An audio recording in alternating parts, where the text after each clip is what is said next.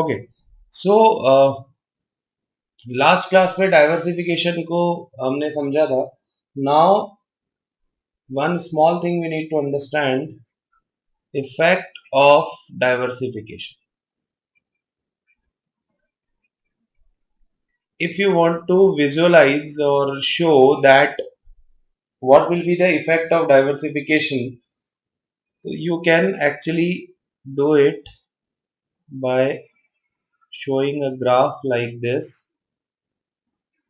Let's suppose we draw a graph. On x-axis we take number of securities and on y-axis we take risk.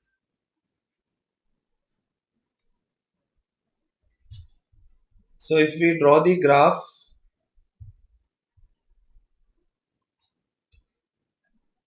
then in that case this is 0. So let's suppose the number of securities are like this. It is increasing. So the graph will look like this.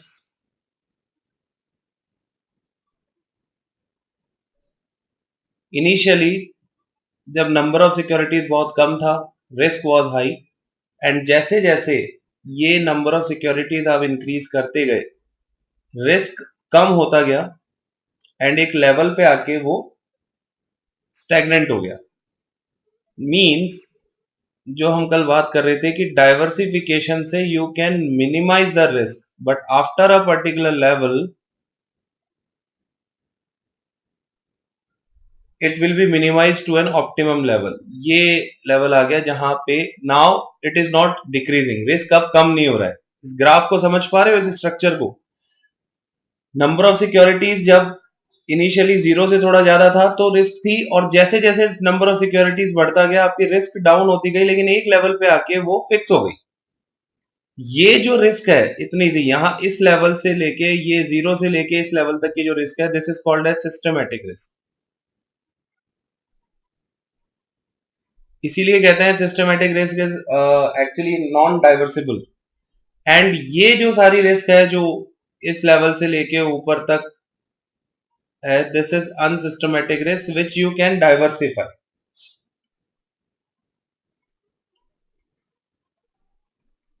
Graph simple है, risk और number of securities के बीच में graph draw किया तो number of securities जैसे जैसे increase होती गई, रिस्क आपकी डाउन होती गई, but at a particular level now आप नंबर ऑफ सिक्योरिटीज इंक्रीज करते जाओगे तो भी ये जो है कांस्टेंट लेवल पे रहेगी, because there will always be a particular amount of risk which is called as systematic risk which cannot be diversified.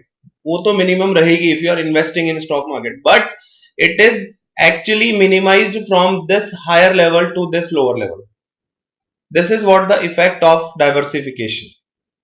बताइए कोई दिक्कत बेटा?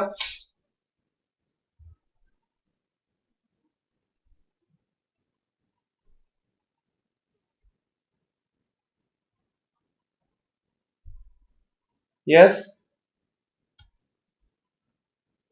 No sir. कोई प्रॉब्लम नहीं है?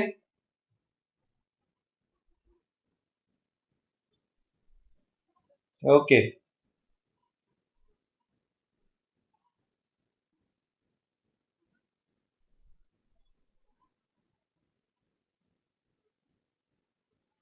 Now second thing is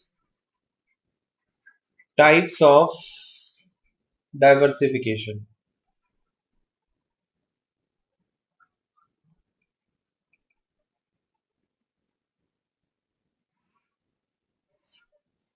When we talk about types of diversification, there are two types of diversification. One is called as simple diversification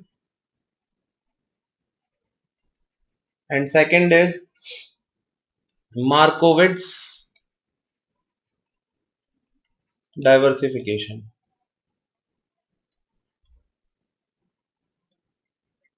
Simple diversification, as name suggests, it says that securities can be selected at random. Select the securities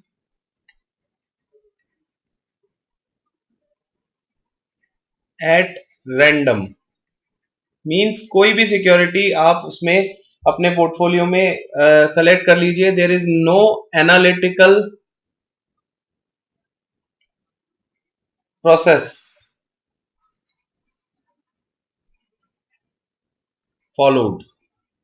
Means as per simple diversification you can select any securities, any number of securities at random, whatever you think is a good stock, you take it into into the portfolio without doing any analytical process. कोई analysis आप नहीं करते हैं. On the other hand, Markowitz diversification, Markowitz emphasized right number of securities as well as right kind of securities which are, हमने कल बात करी थी, negatively correlated. So they have done some analysis. Ki you do the analysis of the return, check the correlation among the return of the securities, and he has given this concept that we should check that whether there is a negative correlation or positive. So you should take the securities which have negative correlation, and as per the analysis he has given that we can minimize the unsystematic risk to a particular optimum low level by introducing 10 to 15 common stocks. 10 to 15 common stocks in one portfolio. Means the major difference between simple diversification and Markowitz diversification is that simple diversification does not do any go for any analytical process. They just say that select the securities at random, no analytical process should be followed. And on the other hand, Markowitz diversification, he has suggested that we should do a particular analysis, like we can take the securities which have a negative correlation, which are negatively correlated, and he has suggested that 10 to 15 common stocks can be added to a particular portfolio, and if you do so you can actually minimize the unsystematic risk, to a minimum level. Yes, समझ आया both types of diversification, Anil and Arshit? Yes, sir. ठीक है. Now Yes, sir. the thing is कि simple diversification में कुछ drawbacks आएंगे अगर आप randomly select करोगे तो. you could आप हो सकता है आप कुछ bad stocks को ले लो जिनका आने वाले टाइम में रिटर्न बहुत ज्यादा नेगेटिव जाने वाला है. ट्रांजेक्शन कॉस्ट बढ़ सकती है, इंफॉर्मेशन सही नहीं होगी तो आगे रिटर्न करा मिलेगा. बिकॉज सिंपल, अगर आप इन दोनों डाइवर्सिफिकेशन के टाइप्स में देखो तो simple diversification is not following any analytical process. That means इसमें एरर के चांसेस बहुत ज्यादा है, पोर्टफोलियो का रिटर्न नेगेटिव जाने के चांसेस काफी ज्यादा है. On the other hand, if you go with the strategy of Markowitz diversification, there is a lesser chances of any error because आपने already negatively correlated stocks उसमें लिए हैं. तो ऑब्वियसली अगर एक पर्टिकुलर स्टॉक डाउन जा रहा होगा तो दूसरा स्टॉक से आपको रिटर्न पॉजिटिवली मिल रहे होंगे. So that is why simple diversification has some errors, but Markowitz diversification comparatively is error free. Right. इसके बाद आता है correlation between securities.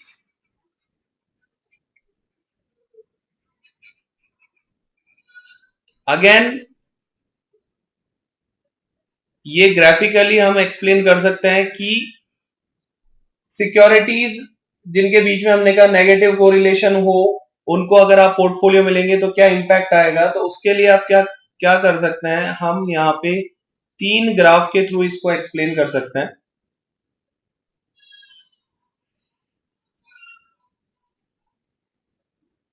Suppose there is one security X, there is another security Y. Time and return.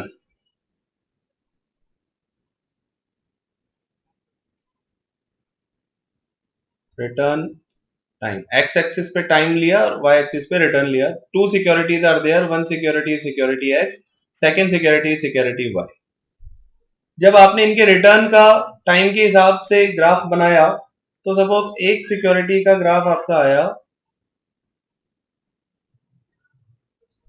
कुछ इस तरह, and आपका जो expected return की लाइन थी अगर हम देखें तो सपोज दिस इज, ये रिटर्न इसका रहा टाइम के साथ।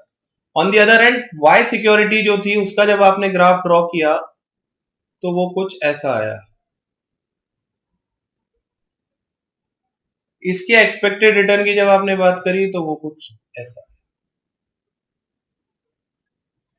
नाउ अगर मैं इस X सिक्योरिटी और इस Y सिक्योरिटी दोनों का पोर्टफोलियो बनाऊं, ग्राफ समझ में आ रहा है दोनों का, security X security Y, if I combine these securities, security X and security Y, which will be called as portfolio, security X and security Y, और इसका ग्राफ प्लॉट करूं,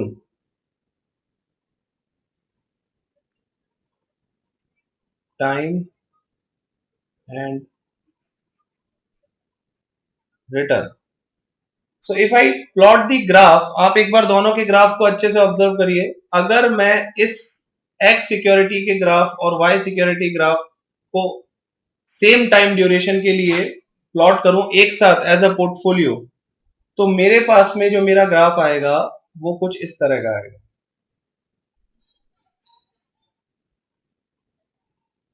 समथिंग लाइक दिस। थोड़ा सा इसको और,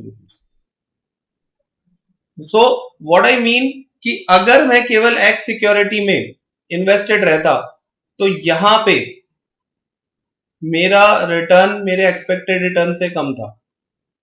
अगर मैं सिर्फ Y सिक्योरिटी में इन्वेस्टेड रहता तो यहां पे मेरा रिटर्न मेरे एक्सपेक्टेड रिटर्न से कम था, एक्चुअल रिटर्न जो मुझे मिला। बट अगर X और Y दोनों सिक्योरिटी मेरे पास में होती तो यहां पे होने वाला लॉस यहां होने वाले प्रॉफिट से मेरा कंपनसेट हो गया, एंड यहां पे होने वाला लॉस यहां होने वाले प्रॉफिट से कंपनसेट हो गया, एंड ओवरऑल पोर्टफोलियो में मुझे पॉजिटिव रिटर्न्स मिले। यस, बताओ, यस सर। समझ आ रहा है ग्राफ के through? So this is the impact of portfolio, impact of having a portfolio, risk return through diversification, किस तरह से आप उसको मिनिमाइज कर सकते हो। अब मेन पॉइंट आता है क्वांटिफिकेशन ऑफ या calculation of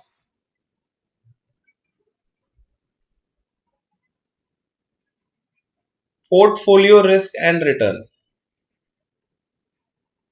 I hope portfolio और डाइवर्सिफिकेशन थियोरेटिकली समझ में आ गया है, कोई दिक्कत? No sir. ठीक है, very good. Now first will start with the return of portfolio.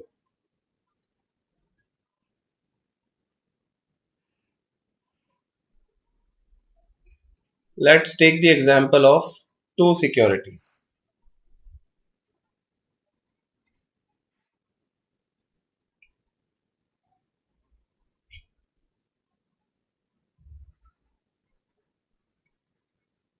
Return of portfolio, two securities.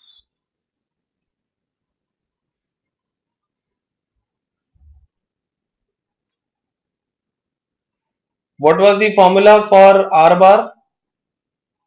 हमारा जब नॉर्मल सिक्योरिटी में था, सिंगल सिक्योरिटी का एक्सपेक्टेड रिटर्न कैलकुलेट कर रहे थे, तो क्या फॉर्मूला था? P into R, hmm, R into P, R into P. R into P। R bar is equal to R into उनकी probability.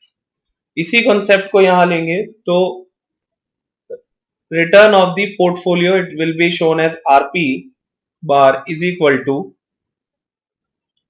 weightage of first security, which is, let's suppose, X security multiplied by RX bar,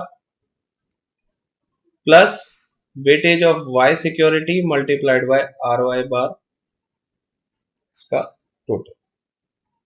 This is the expected return of a portfolio which has two securities, security X and Y. What is WX and RP bar और RP bar तो बता ही दिया, it is the portfolio return. What is WX and WY? This is the weightage of weightage बोल दें या यहां बोलेंगे proportion of, weightage ही है बिल्कुल वैसे तो, proportion of funds invested in security X and security Y.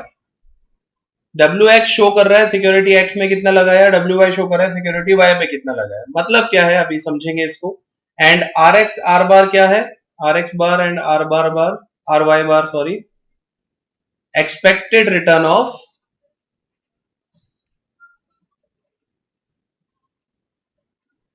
security X and security Y.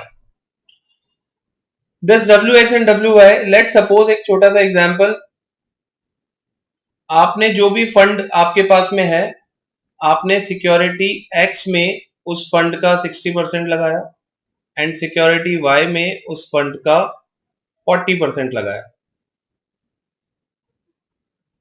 X security जो है उसका आपके पास में एक्सपेक्टेड रिटर्न आया let suppose 25% and Y security का आपके पास में आया एक्सपेक्टेड रिटर्न लेट सपोज 20%. तो इन दोनों से मिले हुए पोर्टफोलियो का अगर हम रिटर्न निकालें तो वो होगा WX into RX bar plus WY into RY bar, which is WX is 60% which is 0.6 multiplied by 25% 0.25 plus 0.4 multiplied by 0.2. समझ आ रहा है, which will come down to 150.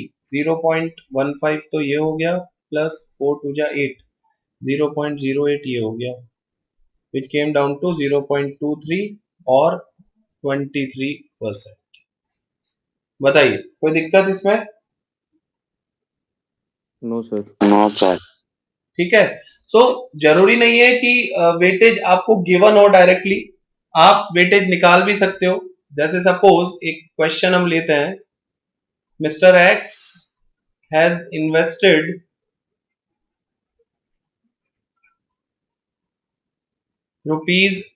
₹50,000 in a portfolio having let's suppose HCL and ACC Limited. Two securities are there in a ratio of let's suppose 30:40. No, 30:70.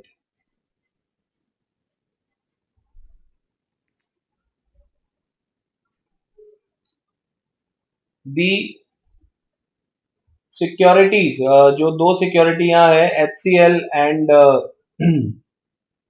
ACC, the expected return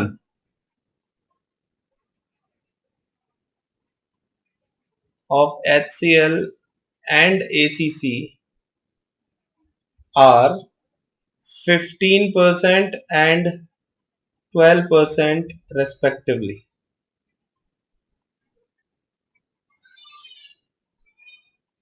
Calculate the expected return of the portfolio.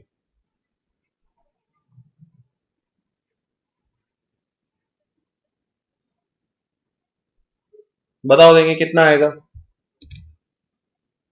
30:70 के ratio में किया है.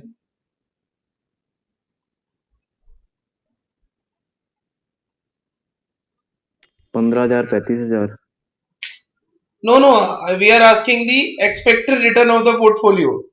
ये तो आपने amount बता दिया कि आउट ऑफ 50,000 30-70 के ओके रेशियो में ओके अगर ओके देखें तो 15,000 तो ऑब्वियसली बात है HCL में गया एंड 35,000 ACC में गया, but we need to calculate the portfolio, expected return of the portfolio. 6450 6450 is the amount. In terms yes of sir percentage, 64.5 नहीं, you just follow this formula ना, ये रहा फॉर्मूला आपके पास में, इसको यूज करो।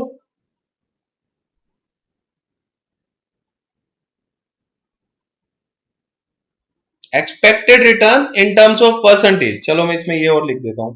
Expected return of the portfolio दोनों तरह से, first in terms of percentage, second amount.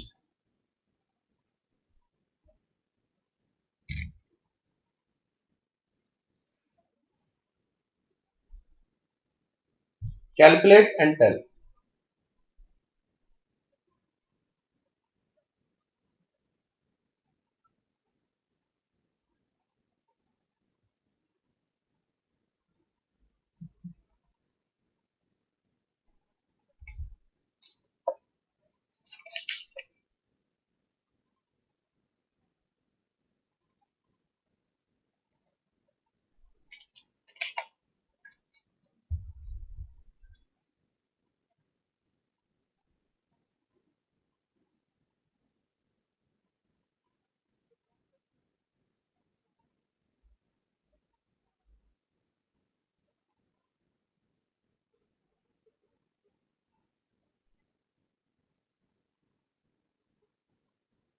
Yes Harshit. कर रहा हूँ सर, कर रहा हूँ। करो।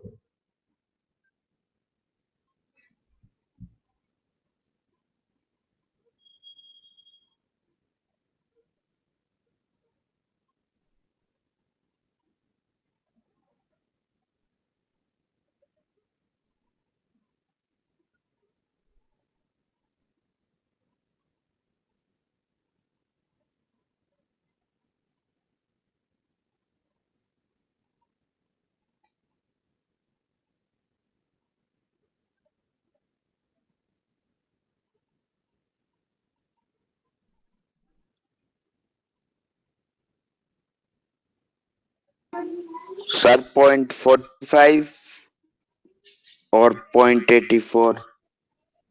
0.45 0.84, हाँ तो इनको दोनों को टोटल करो ना, बिल्कुल सही है। आपने अभी जो निकाला है वो निकाला है फर्स्ट सिक्योरिटी और सेकंड सिक्योरिटी का, इन दोनों को यस ऐड कर सर। दो, इन दोनों को ऐड कर दो।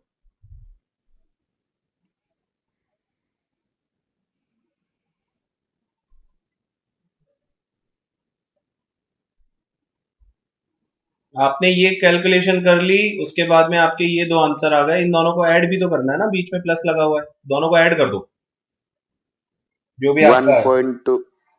1.29।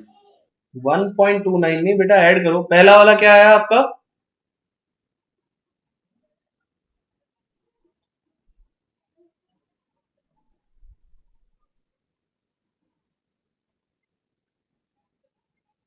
एक बार कैलकुलेटर से ठीक से ऐड करो।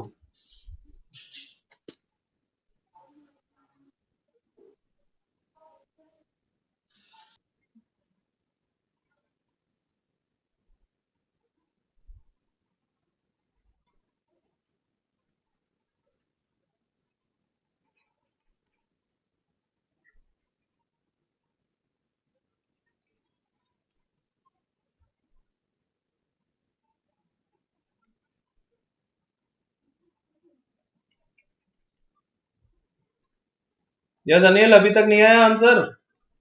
सर 0.129 हाँ 0.129, या इसको परसेंटेज में कन्वर्ट करोगे तो 12.9।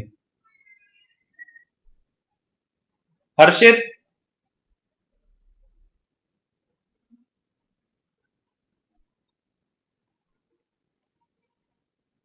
यस सर, आ गया, यही आ रहा है। देखो ये फॉर्मूला था, this is your WX, this is your RX पर, this is your wy and this is your ry bar. इसको हमने लिया, wx is 0.3 into rx is 0.15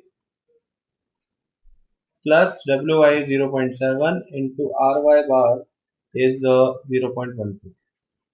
इसको मल्टीप्लाई किया 15 3 या 45, so it is 0.0450 plus it 84, so 0.0840. इन दोनों को ऐड करोगे तो यू विल गेट 0.129 और 12.90%, राइट. ये हो गया इन टर्म्स ऑफ परसेंटेज. सो 12.9% आपका आंसर आ गया. Second is amount. So amount 12.9% of what? 50,000. So in terms of amount अगर रिटर्न निकालना चाहे, इन टर्म्स ऑफ अमाउंट 50,000 पे आपको रिटर्न मिल रहा है 12.9%. तो 12.9% ऑफ 50,000 निकाल लीजिए, विच इज अभी अनिल ने बताया था 6450. 6450. ये सर अमाउंट से परसेंटेज भी कैलकुलेट कर सकते हैं. 6450 डिवाइड बाई 550 100 हाँ, वो 50,000 इंटू 100. एग्जैक्टली कर सकते हो, लेकिन एक्चुअली हमने यहाँ पे इस एग्जाम्पल से हमें समझना है पोर्टफोलियो रिटर्न का फॉर्मूला, जो कि ये है. तो इसकी एप्लीकेशन को शो करना है अपने को. जो आपने किया वो सही है, लेकिन हमें यहाँ पे इसकी एप्लीकेशन को शो करना है, इसलिए हमको इस रास्ते से जाना है. आप दूसरे रास्ते से जा रहे हो, आंसर वही आएगा, कोई प्रॉब्लम नहीं है, और वो गलत भी नहीं है जैसे आप कर रहे हो. But the thing is we have to show the application of this formula. Yes sir, yes sir, आ गया समझ में दोनों को? Yes sir. Yes sir. Okay. Now all right.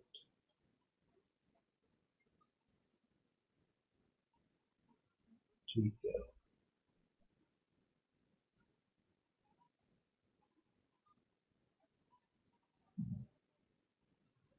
Risk of the portfolio.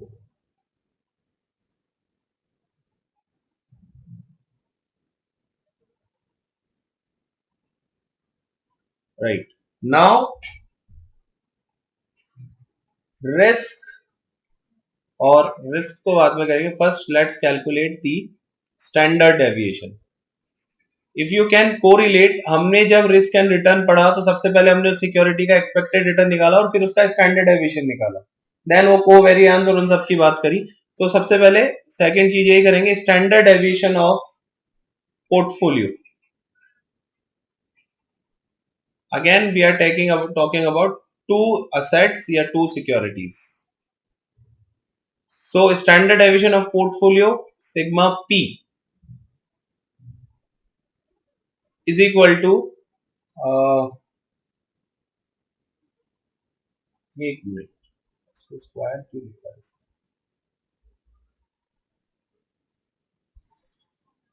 अच्छा,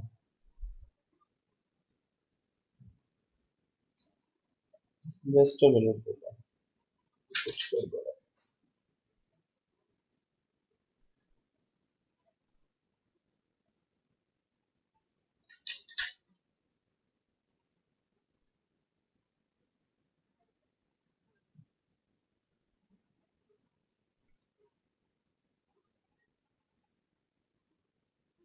Okay, sigma p is equal to square root of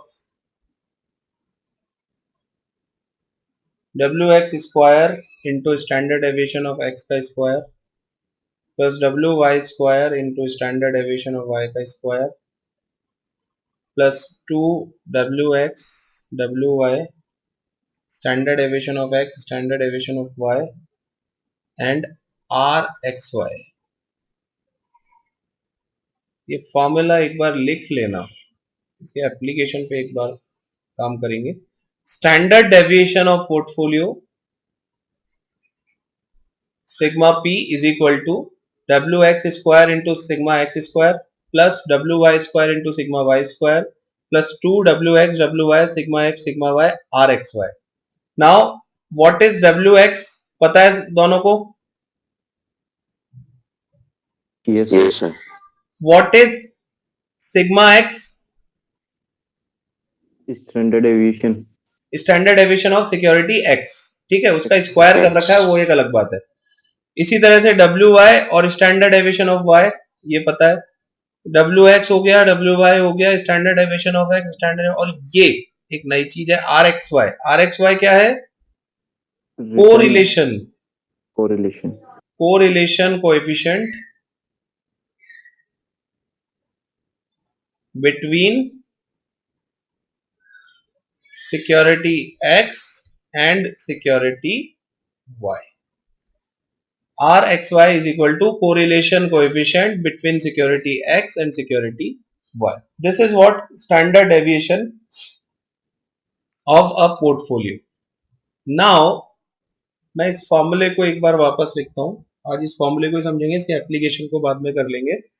standard deviation of a portfolio is equal to, मैंने आपको बताया, square root of W X square into standard deviation of X का square plus W Y square into standard deviation of Y का square plus 2 W X W Y standard deviation of X standard deviation of Y and R X Y. ये है standard deviation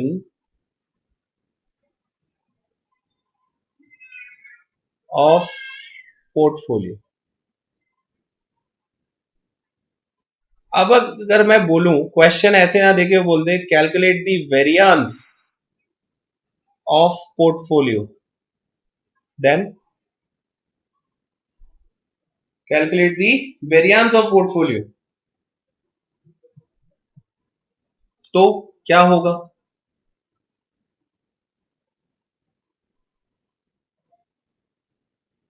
yes Anil, हर्षित,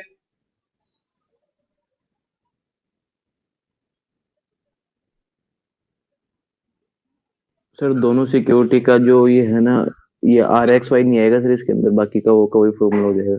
नहीं, simple सी बात है। Again मैं आपको वही main concept पे चलूं, हमने कहा standard deviation is equal to square root of variance.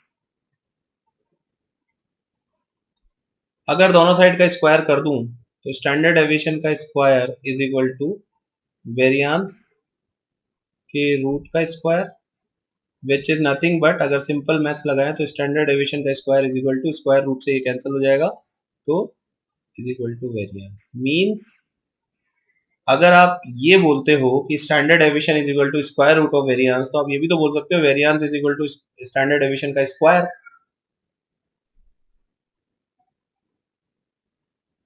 Yes और नो? Yes yes sir.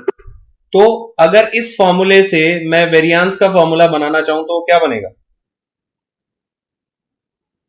ये उठाओ आप, वेरिएंस इज जो इक्वल, स्टैंडर्ड डेविएशन आ जाएगा उसका स्क्वायर रूट कर देंगे, स्क्वायर करेंगे, स्क्वायर रूट नहीं। Variance is equal to standard deviation का स्क्वायर। तो स्टैंडर्ड डेविएशन क्या है? ये, यानी variance of a portfolio is standard deviation of portfolio का स्क्वायर। मींस इस पूरे का स्क्वायर, मींस उसका रूट हटा दो।